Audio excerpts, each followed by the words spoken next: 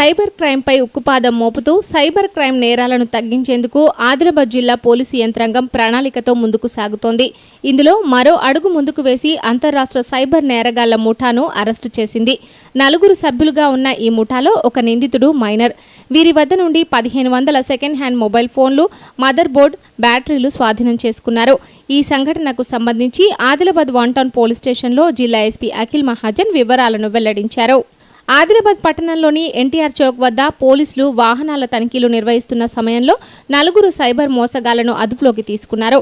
పోలీసులు అదుపులోకి తీసుకున్న నిందితుల్లో ఢిల్లీకి చెందిన మొహమ్మద్ ఇర్ఫాన్, ఉత్తరప్రదేశ్లోని మీరట్కు చెందిన సాహిల్, చిరు వ్యాపారి అనాస్, ఈస్ట్ ఢిల్లీకి చెందిన ఓ బాల నేరస్తుడు ఉన్నారు. కాగా నిందితులు కొంతకాలంగా ఆదిలాబాద్ పరిసర ప్రాంతాల్లో తిరుగుతూ ప్రజల వద్ద నుండి పాత మొబైల్ ఫోన్లను తక్కువ ధరలకు కొనుగోలు చేసి వాటిలోని మదర్ బోర్డులు, బ్యాటరీలు, సాకెట్లు వేరు చేసి ఇతర రిపేర్ చేసిన ఫోన్లలో అమర్చేవారు.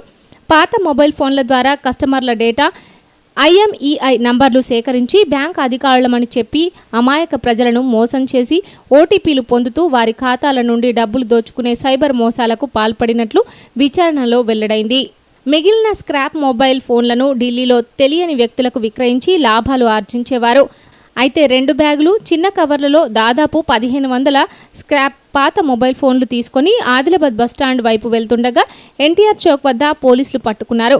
వారి వద్ద నుండి పరస్పర సమాచారం పంచుకోవడానికి ఉపయోగించిన 4 సెల్ ఫోన్లు, పాత మొబైల్ ఫోన్లు, మదర్ బోర్డులు, బ్యాటరీలు తదితర వస్తువులను స్వాధీనం చేసుకున్నారు.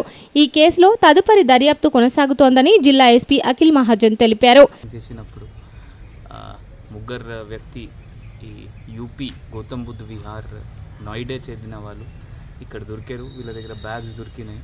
ఆ బ్యాగ్స్లో దాదాపు 1000 mobile phones related mother boards and batteries అన్నీ వాళ్ళ దగ్గర దొరికినాయి.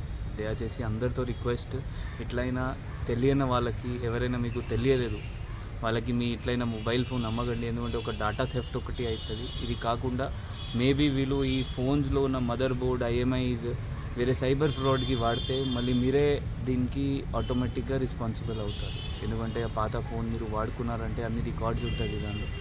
ప్రజలు తక్కువ ధరకు తమ మొబైల్ ఫోన్లను విక్రయిస్తూ మోసపోతున్నారని, పరోక్షంగా నేరాలలో తమ పాత్ర పోషిస్తున్నారన్నారు. ఇలాంటి వాటి వల్ల ప్రజలు అప్రమత్తంగా ఉండాలని జిల్లా ఎస్పీ సూచించారు. ఇలాంటి వాటి పట్ల ప్రజలు అప్రమత్తంగా ఉండాలని జిల్లా ఎస్పీ అఖిల్ మహాజన్ సూచించారు.